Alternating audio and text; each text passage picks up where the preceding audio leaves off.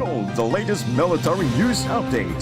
This is AFP Community News, hosted by Rob Suzon every 12 noon, Mondays to Fridays. Only here on DWDD Armed Forces Radio.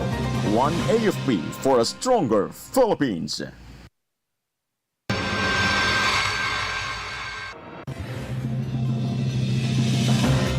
Armed Forces of the Philippines closely monitor situation in Middle East. 2 PMA cadets graduate with distinction at Korean military academies. CAAP says thousands of Middle East flights disrupted, UAE airports damaged. President Marcos tells DFA-DMW to ensure Filipino safety amid airstrikes in Iran. Good day everyone, especially to our troops at Camp Emilio Aguinaldo in Quezon City. Today is Monday, March 2, and this is AFP Community News, your source for the updates on the armed forces and other developments across the country. I am Jhai Simbajon, here to bring you today's stories. DWDD Armed Forces News. The Armed Forces of the Philippines is actively and closely monitoring developments in the Middle East in coordination with the Department of National Defense and various civilian agencies. According to the AFP, there is currently no credible direct threat to the Philippine territory or to Filipino and foreign nationals in the country. The AFP assures the public that national security condition remains stable and encourage the Filipino people to remain calm, exercise vigilance against disinformation, and rely only on verified government sources. Meanwhile, in coordination with interagency partners, the AFP stands ready to augment possible repatriation and crisis response efforts for Filipinos in affected areas when directed. DWDD Armed Forces News. And 2 Philippine Military Academy cadets graduated with distinction at Republic of Korea Military Academy and Republic of Korea Naval Academy. Cadet First Class Gidson T. Domingo, 24, from Cabaca, North Cotabato, graduated from Brocma with multiple top honors, alongside Cadet First Class Limuel H. Igoagan, 25, from Poblacion, Compostela, Davao de Oro, who completed his cadetship at Darocna. Both are original members of the PMA Bagong Sinag class of 2024 that were sent to South Korea as part of the Foreign Pre-Commissioning Training Institution program of the Academy with the Republic of Korea's service academies. Cadet First Class Domingo completed a Bachelor of Science International Relations at ROCMA, while Cadet First Class Igoagan earned a Bachelor of Science in Oceanography at ROCNA. DWDD Armed Forces News. Armed Forces Radio. And now let us hear some information from Jess about Gubat Sorsogon achieves stable internal peace and security status. Jess? Yes, good afternoon. The municipality of Gubat Sorsogon was formally declared under stable internal peace and security SIP status during a ceremony led by Mayor Honorable Ronel Nono Yulim, attended by key officials from the government, police, military, and various community sectors. The declaration marks a significant milestone achieved through the strong collaboration of local government, national government agencies, security forces, and the people of Gubat in sustaining peace, order, and development in the municipality. Representing Governor Edwin B. Hamor was Provincial Administrator Franco Eric O. Ravanilla.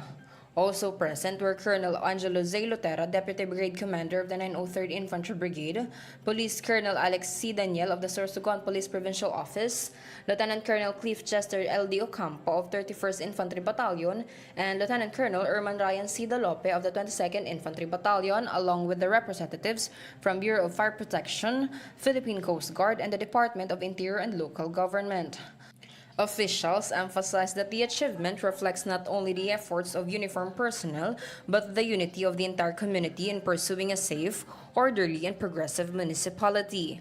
The SIP's declaration affirms Gubat's resilience against threat to peace and continued commitment to sustainable growth, providing that the united community remains strong and unconquerable. This is Jess from Solcom reporting for AFP Community News, one AFP for a stronger Philippines. Thank you, Jess. DWDD Armed Forces. Joint elements of the 21st Infantry Invincible Battalion and Panama Municipal Police Station successfully apprehended a shooting suspect after a swift law enforcement support operation conducted in Barangay Kamalig, Panama, Sulu.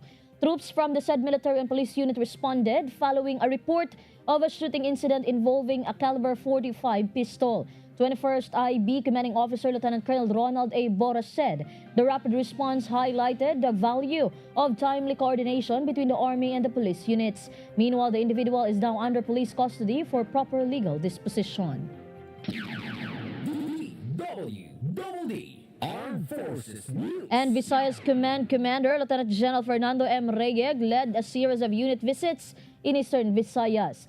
The visits underscore discipline, readiness, and the recognition of gallantry among the troops in Eastern Visayas, and it continues to fortify its operational effectiveness and leadership among the frontline units.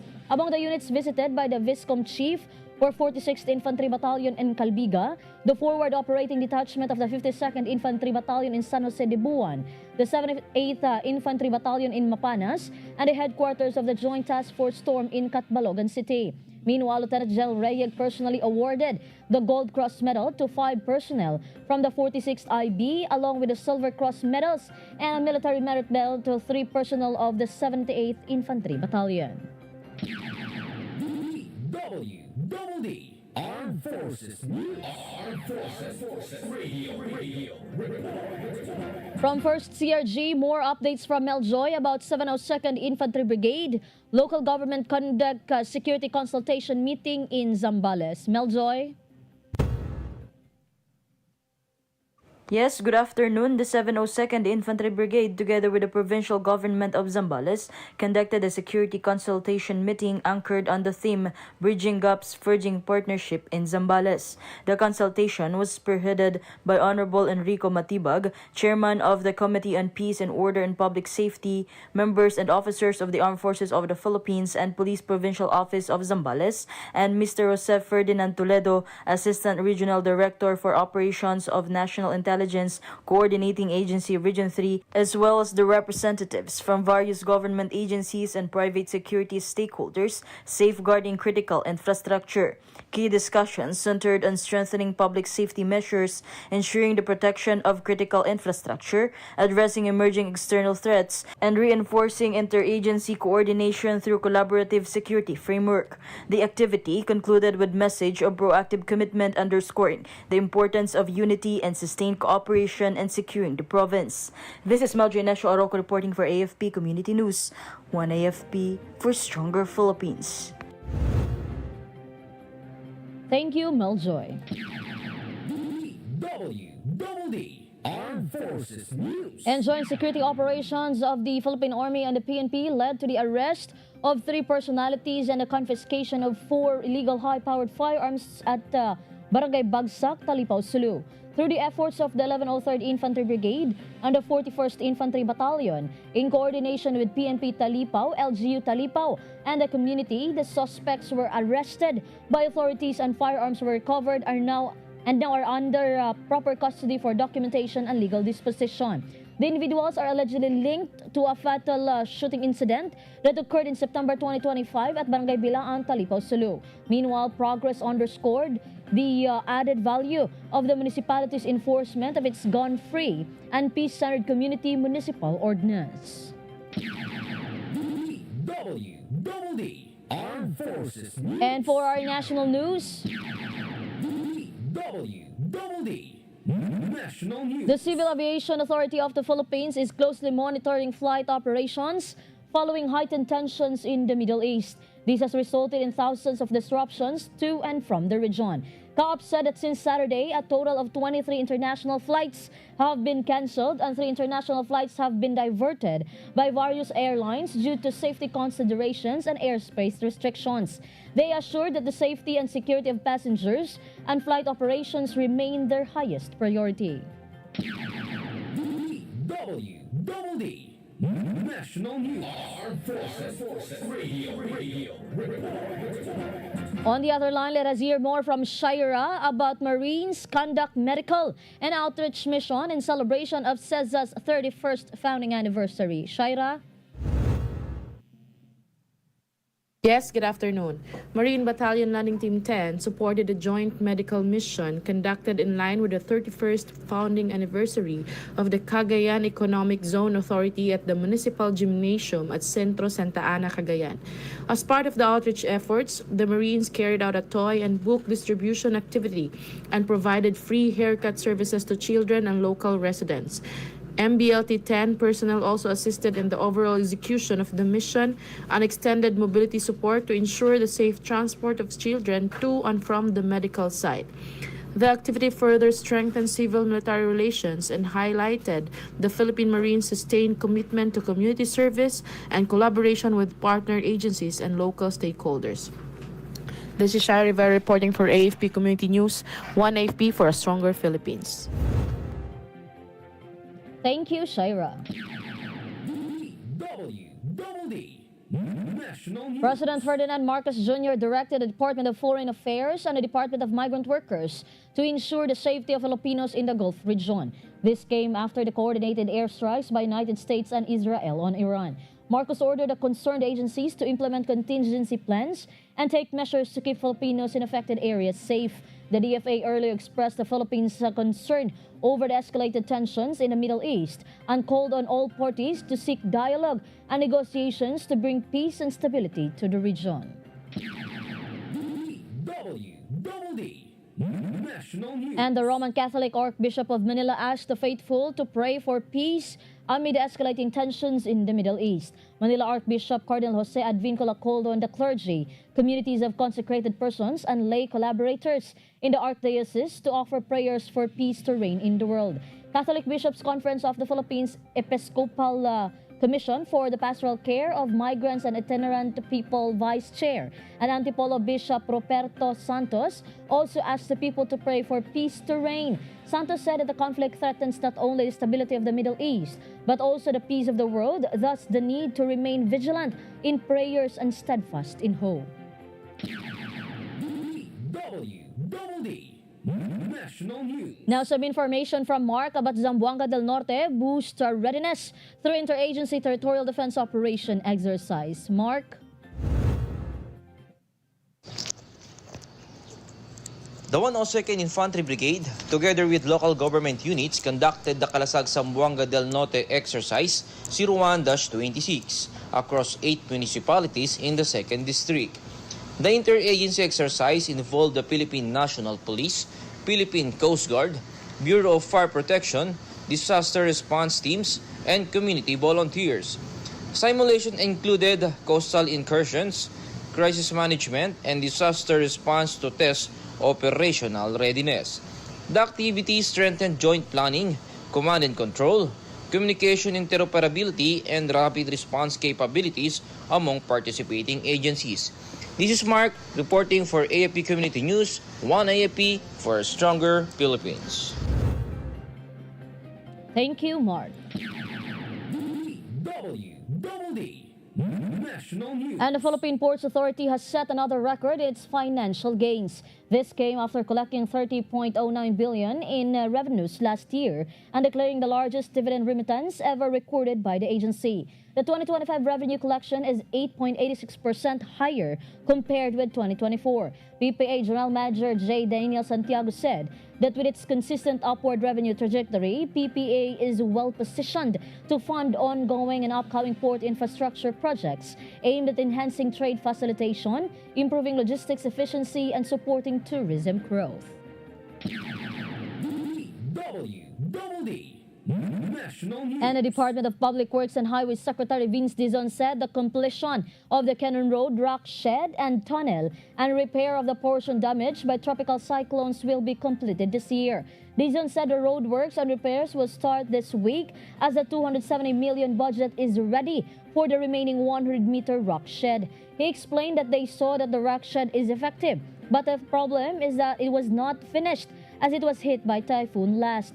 The DPWH chief then emphasized the need to ensure that it has a solid foundation that will support the road and keep it strong. DWDD National News. Armed Forces Radio. And now let us hear more updates from China about 802nd Infantry Brigade joins kick-off ceremony of Fire Prevention Month. China? The 802nd Infantry Brigade participated in the kick-off ceremony of Fire Prevention Month held at Aparatus Area, Ormoc City Fire Station, Cogon, Ormoc City.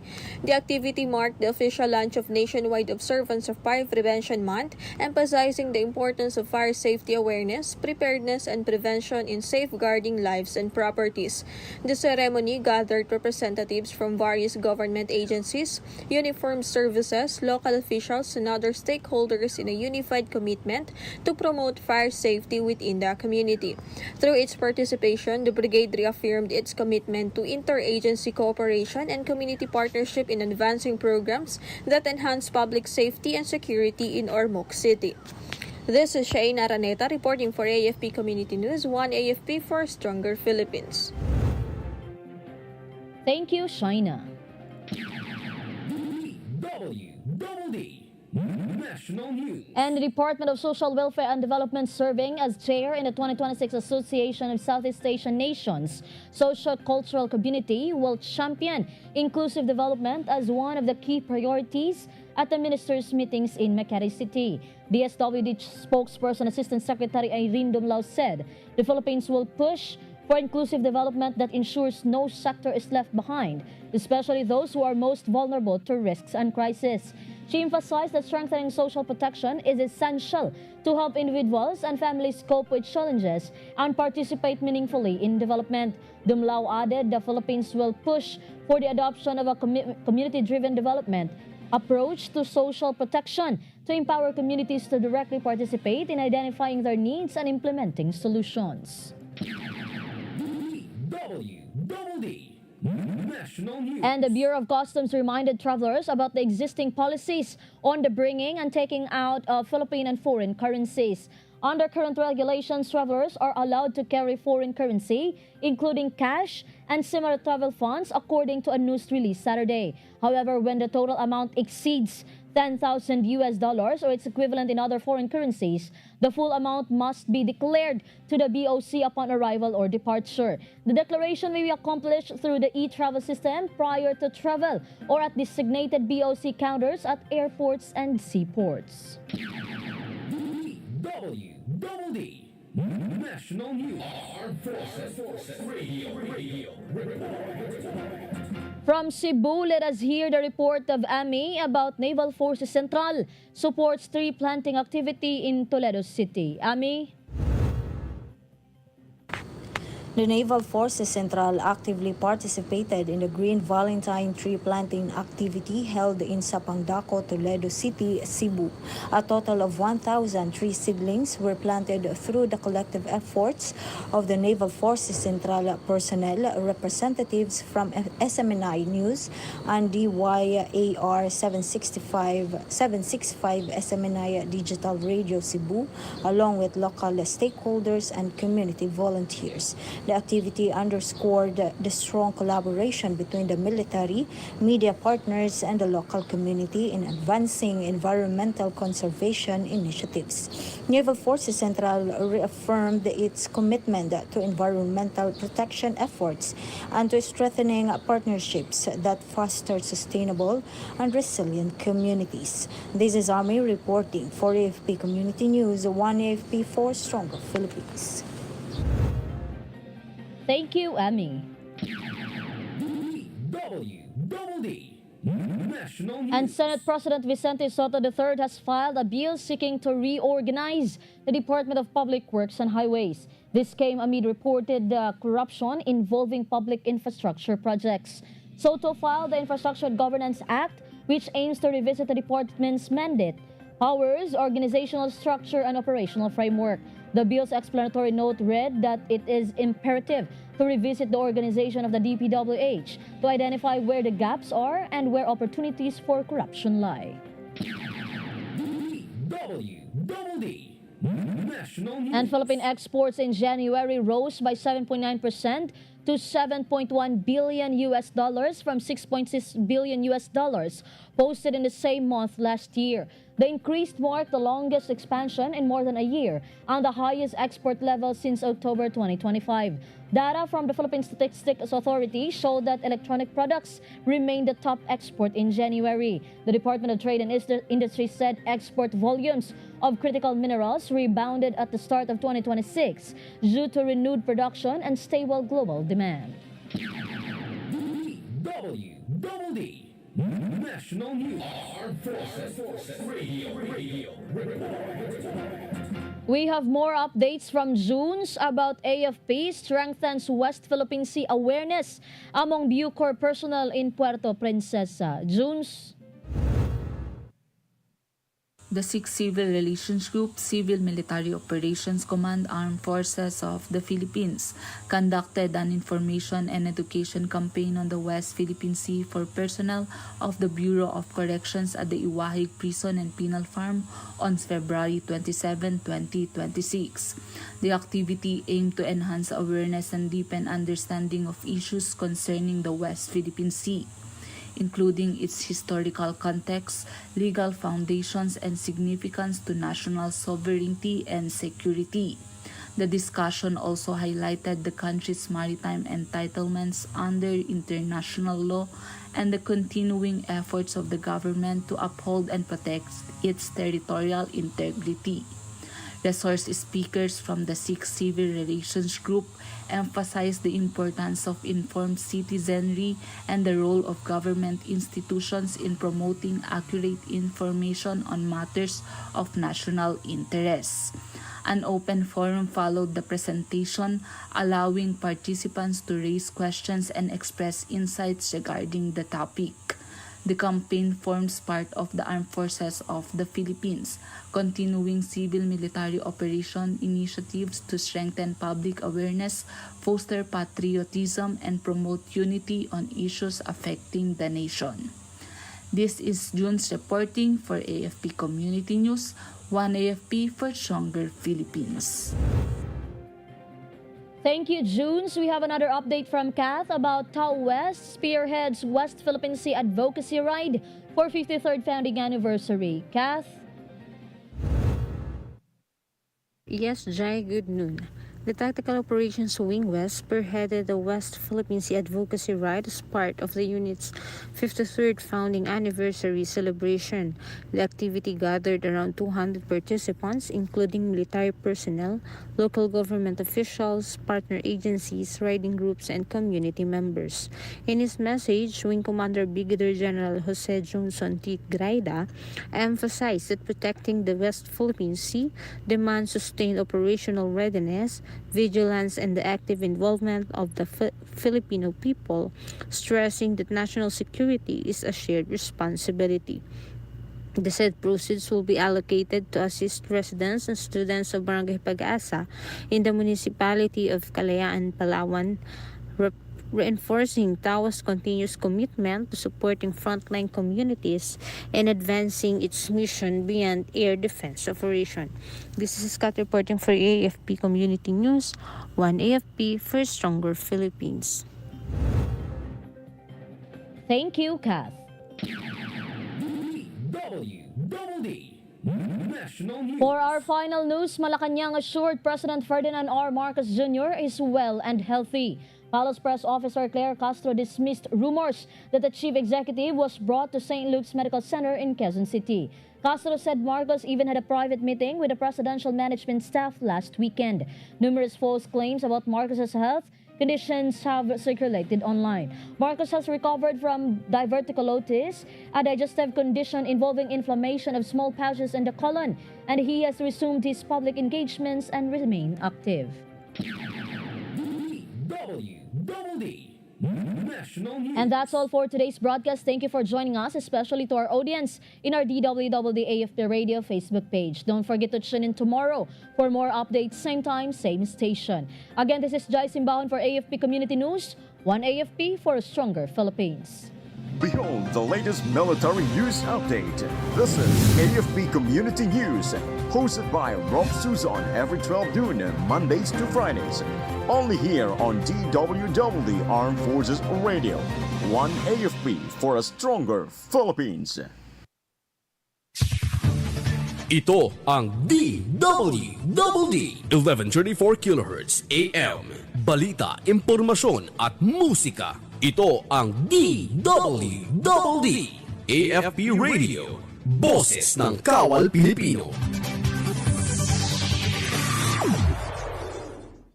Kayo ay nakatutok sa DWDD AFP Radio.